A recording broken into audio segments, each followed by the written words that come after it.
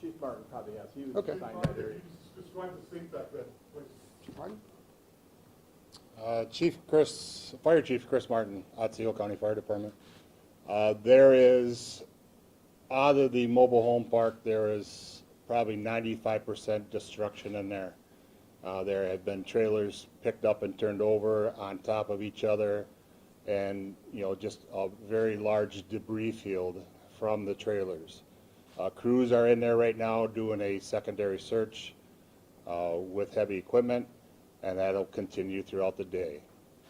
When we were on scene yesterday in that area, they were talking about possible gas leaks. Can we confirm if there were gas leaks going on? Yeah, there was multiple gas leaks within the park and the other buildings that were affected by the storm.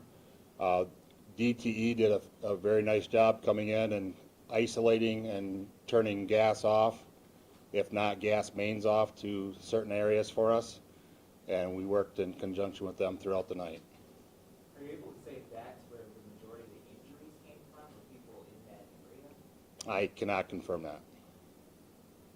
You said at least one death came from the mobile home park.